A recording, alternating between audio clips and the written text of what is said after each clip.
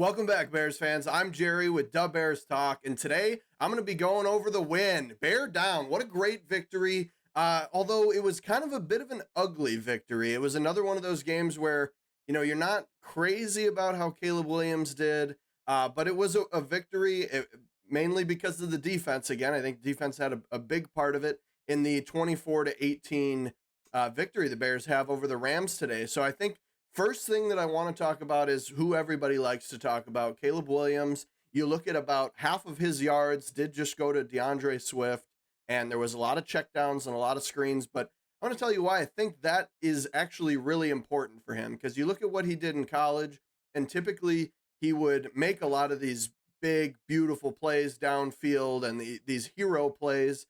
And I think one of the concerns coming out of the draft was that he was just going to keep doing that.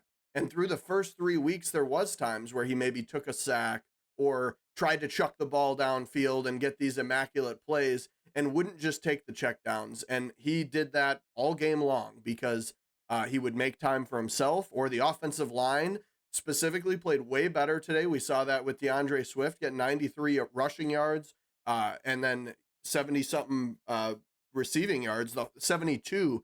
Just a phenomenal game for DeAndre Swift, who I'm a big hater of. I'm a DeAndre Swift hater. But I love what Caleb Williams was doing as far as he was taking those deep shots downfield. I think that's partially what set up these underneath little plays to whether it be Komet or Swift, because it really showed the defense that they had to worry about the deep shot. And I think that's a good reason you might look at all these balls. They get significantly overthrown, which I think is a huge issue.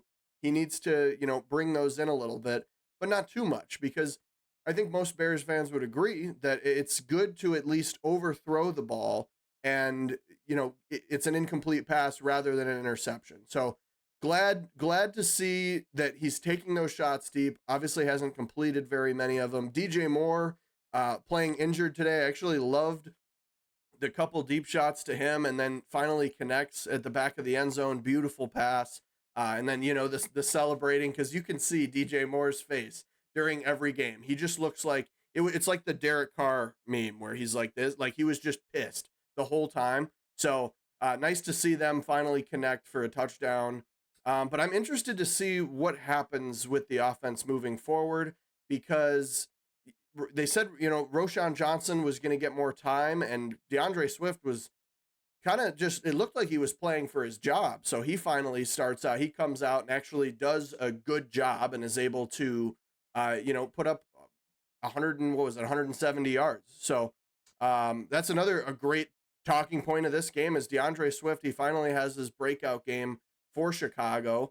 I think you could see a little bit more drive and kind of like a punch to hit the holes, which is kind of what I was looking for. That's what I really missed from David Montgomery, but it seems like with him, he's going to need to see a hole for that to happen, not create a hole himself.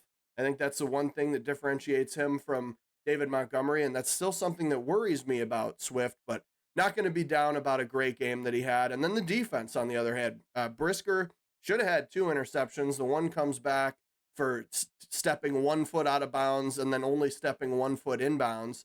Kind of a game-changing play there.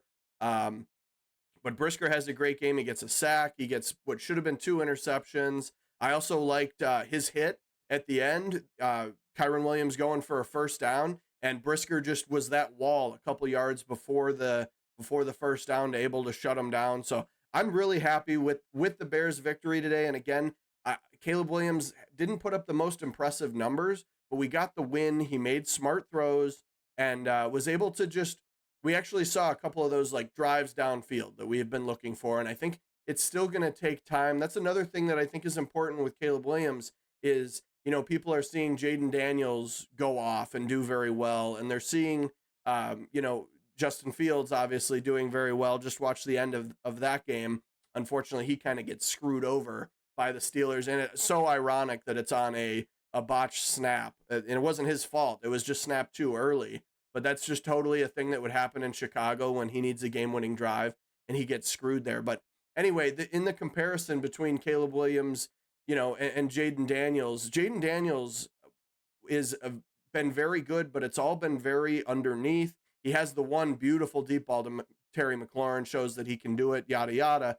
But he only had 2 passes over 15 yards last week, and they're not asking him to make these big plays. And if you look at Caleb Williams, where he excelled in college, it is what I said earlier on when he's rolling out, he's extending the plays, making these deep, beautiful passes. And I think him getting reps in the NFL with that, I think is okay. And I think he might just develop a little bit differently than other quarterbacks. I do think he needs to do some more playing on timing, getting throws out on time, quicker throws, and not always looking for this deep hero ball magician pass. But all in all, I think it was a good game for Caleb Williams. He didn't really make many mistakes.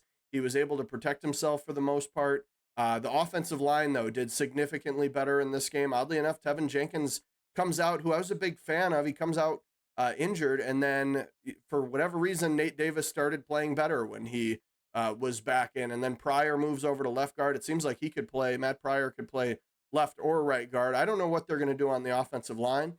I still think Coleman Shelton is a joke and needs to not be on the team anymore, but that's besides the point. Another thing that was probably my most exciting and most favorite part of the game was seeing Doug Kramer come in at fullback, and I love seeing Shane Waldron do that. We heard about last week how, obviously a significant amount of players on the team were not happy with his play calling, and it was a big issue. So they come together, they have a meeting, and it results in short yardage situation, we have this backup interior offensive lineman that we're going to put in at fullback, and he's going to pave the way for a Roschon Johnson touchdown and for a Roschon Johnson first down on I think it was third or fourth and short. But yeah, that's just a super smart play, and it's such like that improvement I think could be more important than anything. Just seeing that he was able to take the advice. Caleb said that he wanted some more aggressive plays. Ended up being a lot of little stuff downfield. We even see a little bit of Shane Waldron trying to add in some genius with the quads formation, and you have the sort of screen type play to Roschon Johnson that evidently was never going to be over there. It was always going to be the one-on-one shot to DJ Moore down the side. But it's stuff like that where Shane Waldron's not trying to get too cute, adding in some fun elements. I think that formation is going to be great moving forward with a whole plethora of plays, because obviously he can operate that like a screen. If he likes the look, the defense is going to have to worry about one-on-one with DJ Moore or whoever the receiver is down the sideline, as well as if you want those receivers to run routes.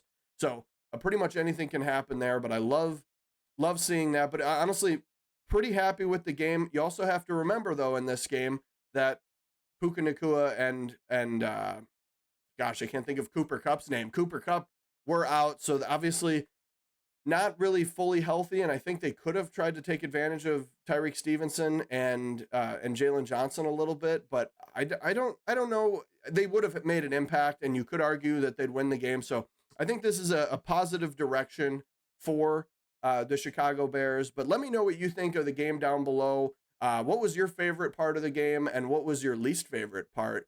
But that's going to be it for today. Thank you for watching, and have a great day. You know what? I forgot. I need to talk about the penalties.